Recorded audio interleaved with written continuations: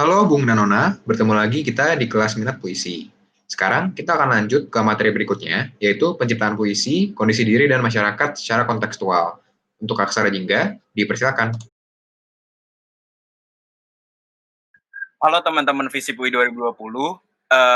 Sekarang ada di sesi 2 yang akan dipandu dengan gua, Dame, dari Kesos 2018, yang nanti akan ditemani oleh Robi pada pada pembahasan kali ini juga. Pertama, pada sesi 2 ini kita yang pertama nih ngebahas soal penciptaan puisi, kondisi diri, dan masyarakat secara kontekstual. Uh, Tentu bagi gua penciptaan gimana ya? Puisi itu adalah refleksi dari diri penciptanya. Kenapa gue bilang begitu? Pengertian puisi deh, seperti apa yang tadi dibilangin sama Bung Dimas pada sesi sebelumnya. Kalau bagi gue, pengertian puisi itu adalah cerminan, juga rekaman gitu daripada pencipta. Misal ketika fotografi atau fotografi lah kita ambil ya. Pada foto, kita tuh mencoba untuk merekam, untuk mengambil sesuatu keadaan, sesuatu tempat yang akhirnya nanti kita tuh mengingat. Nah, kalau bagi gua bukan mengkreditkan daripada foto, tapi gua melihat bahwa puisi itu tuh bisa merefleksi, bisa mengingat tuh dua kejadian. Pertama, pada saat kita menjalankan kejadiannya, kedua, bagaimana saat kita merasa menulisnya. Contoh ketika pada hari Senin gua berjalan dengan gerombolan ataupun dengan seorang teman. Pada saat berjalan gue merasakan kan tuh kayak gimana perasaannya dan segala macam, melihat ini itu. Pada saat akhirnya gue balik ke bilik privasi kayak misalkan kamar atau segala macam, gue mencoba untuk menulis puisi mungkin pada hari selanjutnya. Nah, ketika akhirnya 2 tahun kemudian gue membaca, gue tuh mengingat dua dua kejadian.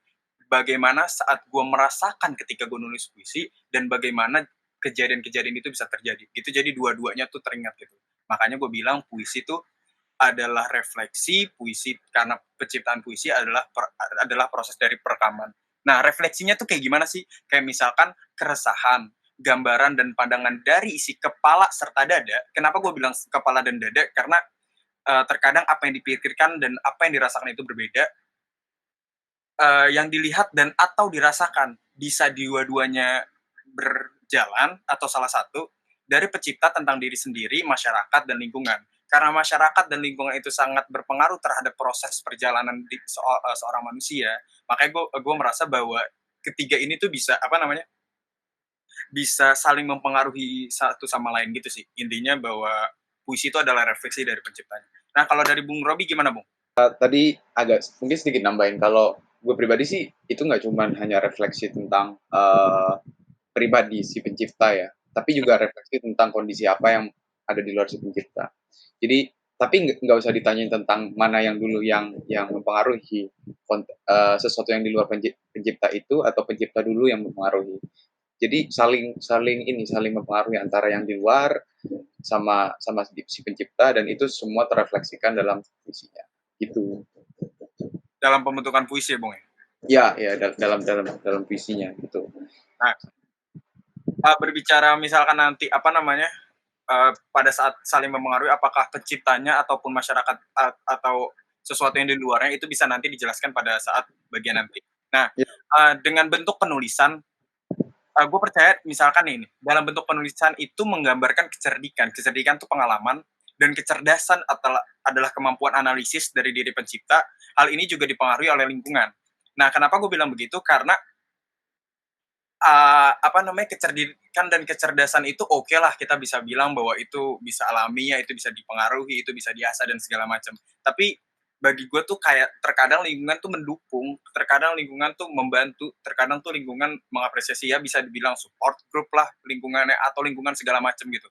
Tempat-tempat yang misalkan kayak kita pasti beda secara penulisan ketika kita secara lahir terus dalam kota, pun juga ketika kita lahir terus dalam lingkungan-lingkungan yang patembayan, atau ya pokoknya patembayan dan paguyuban tuh pasti kita beda gitu saat menulis dan segala macam. Makanya di sini tuh gue juga bilang bahwa puisi harus dituliskan dengan bahasa yang menggambarkan kondisi sosial budaya yang terjadi. Karena penyampaian adalah penting, temukan audiens, buat pasarmu, sampaikan pesanmu dengan pembawaan yang berdasarkan konteks. Kenapa hal itu? Karena uh, puisi itu adalah sebuah pesan makanya harus disampaikan gitu kan. Nah, kenapa bisa dibilang penting? Pesan itu nggak bakal sampai ketika ketika audiennya tuh nggak ngerti gitu. Makanya ketika gua mencoba untuk melihat kayak misalkan gini, pada 2012 gue nulis puisi, akhirnya kejadian-kejadian itu tuh relate gitu pesannya untuk disampaikan. Ketika akhirnya gue membawa puisi 2020, itu bisa kemungkinan untuk akhirnya gue ubah dulu sampai akhirnya gue sampaikan. Juga gue ngelihat audiens yang akan yang akan mendengar atau yang akan melihat gitu. Jadi gue benar-benar mencoba untuk mengikuti konteks gitu untuk akhirnya pesan-pesan ini tersampaikan. Makanya bahasa-bahasa itu penting banget. Juga itu bisa menjadi citra dari diri sendiri, bisa jadi juga penggambaran-penggambaran yang sekiranya, ini nih, ini low banget nih, ini nih gue ngerti banget karena perasaannya itu begini. Oh, ini tuh pesannya deket banget gitu, bahasa-bahasa yang dipakai tuh bukan bahasa-bahasa yang langit, bukan bahasa-bahasa yang susah dimengerti sama orang lain. Tapi ada sisi poetik yang menjadi kayak, ini romantis, nih keren gitu, segala macam lah. Mungkin kalau dari Bung Robi ada tambahan atau mungkin mau disampaikan ke sesi selanjutnya, silakan Bung. Cukup kali ya, cukup. Selanjutnya kita bahas tentang apa sih apa kaitan puisi sebagai ekspresi dari penciptanya atau penulisnya atau penyairnya dengan konteks sosial politik yang melingkupi seorang penulis atau penyair itu sendiri. Nah, ya paling simpelnya kita bertanya apa sih peran puisi terhadap masyarakat atau konteks sosial. Gue jadi ingat satu puisi, puisi Subagio Sastrowardoyo, nah judulnya itu Mata Penyair. Intinya dalam puisi itu dia bercerita tentang, jadi ada adegan yang agak surreal lah, di mana gini, masyarakat tiba-tiba datang menggedor-gedor rumah penyair dan meminta ke penyair itu bilang ke orang masyarakat yang gedor-gedor, apalagi yang mau kamu minta, aku udah kasih semuanya gitu, intinya gitu. Terus tiba-tiba si warga atau masyarakat ini bilang, atau rakyat ini bilang, aku ingin minta matamu, mata yang dapat mengubah pasir yang tercecer di jalan menjadi emas, uh, yang gitulah. Jadi intinya dia minta mata si penyair ini yang dapat mengubah pasir jadi emas. Terus akhirnya diambillah bola matanya karena masyarakat sudah ini, rakyat sudah marah, diambil bola matanya dan dipasangkan ke matanya, tapi nggak terjadi apa-apa. Intinya nanti teman-teman bisa cari sendiri, itu judulnya Mata Penyair. Intinya dari puisi itu adalah bertanya tentang apa sih fungsi atau kontribusi peran konkret puisi, penyair, dan permasalahan-permasalahan yang ada di kehidupan masyarakat. Nah, sebenarnya pertanyaan itu bawaannya itu diskusi lama, sampai ada perang-perangan, katakanlah konflik antara dua kubu di Indonesia. Tadi disebutkan kan sama di sesi sebelumnya mungkin udah disebutin sama Dimas tentang misalkan konflik antara Lekra yang bilang kalau misalnya nggak bisa, puisi itu harus dipakai untuk perjuangan gitu.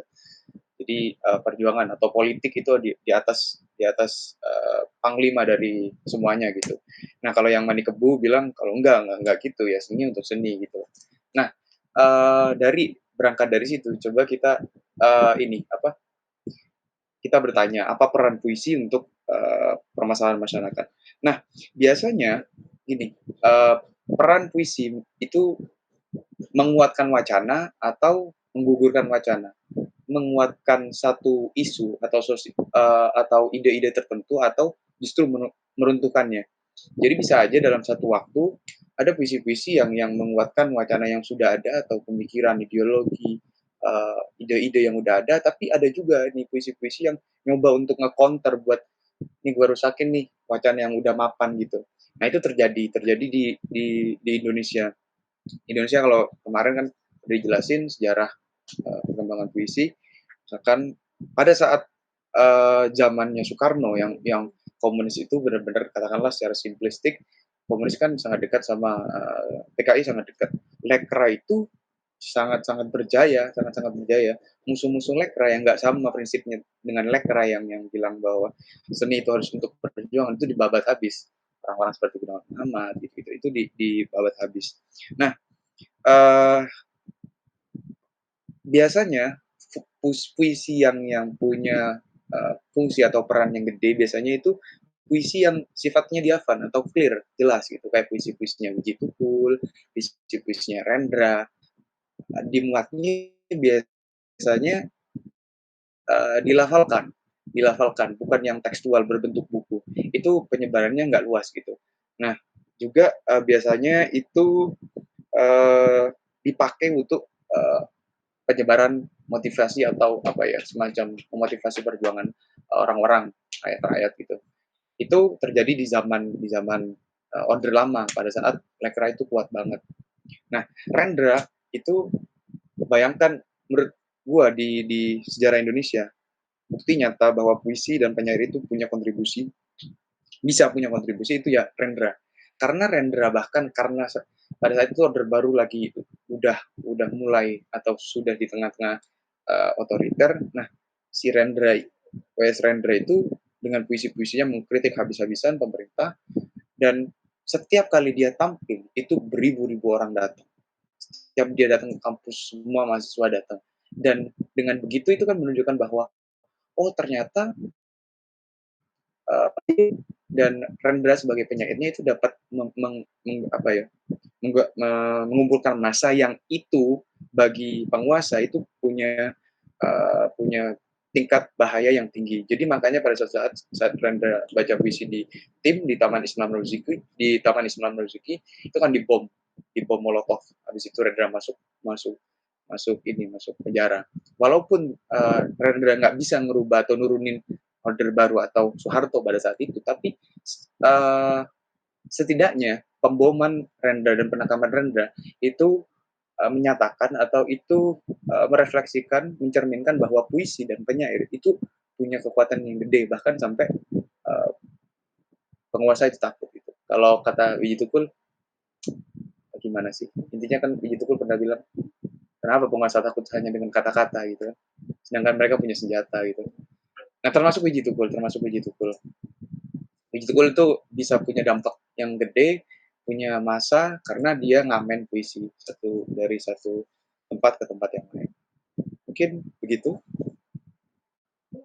Mungkin Dame, mungkin. Misalkan Bung, puisi bisa kan tadi yang dijelaskan sama Bung Robi ini kan kayak puisi itu yang dijelaskan tuh hal-hal yang lama lah ya, kayak misalkan perjuangan sosial politik seperti Lekra, seperti Rendra, seperti Wiji Tukul. Nah kalau misalkan sekarang nih Bung, itu kayak gimana sih Bung progresnya ataupun proses-proses yang ada sekarang? Gini, puisi dan penyair pada saat dulu itu agak susah untuk menimbulkan dampak karena media sebenarnya. Salah satunya infrastruktur medianya untuk penyebaran itu kurang. Nah sekarang setiap orang itu bisa publish puisinya sendiri dengan kalau dia punya follower 1 juta ya orang 1 juta mengkonsumsi itu gitu. Nah apabila menurut gue semakin kesini, menurut gue media sosial gitu itu makin mempertajam daya pengaruh penyair dan puisi terhadap isu-isu sosial politik karena dia bisa jadi influencer gitu segala. Kan sekarang ada Instapum gitu kan, ada julukan Instapum bagi orang-orang yang suka ngepost puisi. Ada juga kalau sajak liar kan ya yang ramai gitu, itu kan basisnya awalnya dari media sosial juga. Cuman saat ini gitu, saat ini adalah itu tadi apa ya, ininya lah apa potensinya. Cuman masalahnya potensi itu nggak dimanfaatin karena yang banyak terjadi adalah di media sosial ya puisi-puisinya masih di pop itu, kurang membahas sosial politik itu gitu. Yang sosial politik, yang nulis sosial politik justru disayangkan dia ngirimnya ke media, ke koran gitu. Mereka nggak manfaatin itu di media sosial mereka sendiri yang harusnya sangat bisa menginfluence orang-orang anak-anak muda gitu. Tapi mungkin kalau dari pengetahuan gue pribadi ya, Rob, kalau misalkan orang-orang sebenarnya ada-ada aja gitu orang yang memanfaatkan media, manfaatkan kemampuan dia buat menginfluence orang untuk akhirnya dia membuat puisi, untuk dia akhirnya membuat syair ataupun kata-kata ataupun tulisan terkait sosial politik. Tapi emang mungkin mediumnya atau mungkin masanya tidak sebanyak hal-hal seperti puisi-puisi dari pop culture ataupun puisi-puisi yang kayak misalkan Dimas bilang tuh tadi sastranya agak kurang. Ya. Gitu-gitulah. Nah, kayak misalkan dia Anugrah atau siapa lagi ya? ada banyak yang gue tahu, maksudnya ada banyak yang mungkin terlupa. Sebenarnya tuh dia tetap nulis puisi soal sosial politik, tapi emang masanya aja yang akhirnya kurang banyak dan kurang menggerakkan. Itu juga yang akhirnya kenapa gue bilang bahwa penggunaan bahasa, kenapa harus kontekstual gitu dalam berpuisi itu. Karena penggunaan bahasa kayak misalkan bahasanya angkatan yang tadi udah jelaskan sama Dimas itu tuh pasti berbeda hingga akhirnya saat ini. Kenapa pop culture itu lebih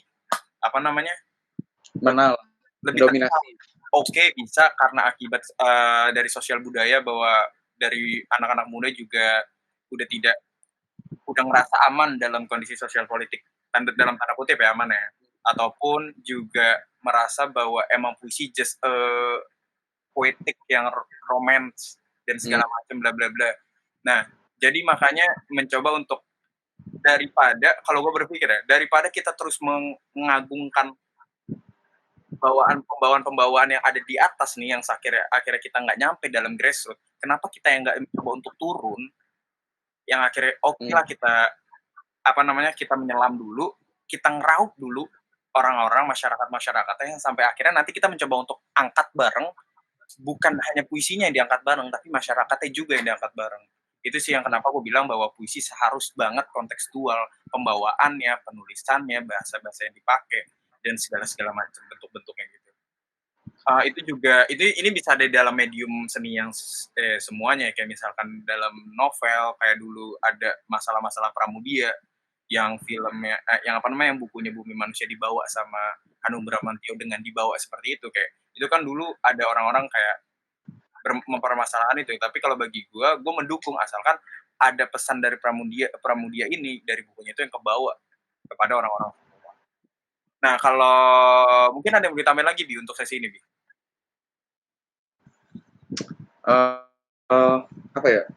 Gua rasa cukup sih. Tapi intinya bahwa kita setuju, ya kan, apa yang tadi kita bilang, sampaikan bareng-bareng bahwa puisi itu emang harus jadinya kontekstual, juga mempunyai fungsi terhadap masyarakat, dan masyarakat juga mempunyai fungsi terhadap diri sendiri. Nggak ada yang saling mempengaruhi, nggak ada yang lebih mempengaruhi, tapi mereka itu, kita semuanya saling mempengaruhi terhadap pembuatan puisi dan perjalanan puisi secara luas. Oke, terima kasih pemaparannya oleh Bung Dame dan Bung Robi mengenai puisi dan masyarakat. Selanjutnya, Bung Danona dipersilakan untuk melanjutkan ke video berikutnya. Terima kasih dan sampai jumpa lagi.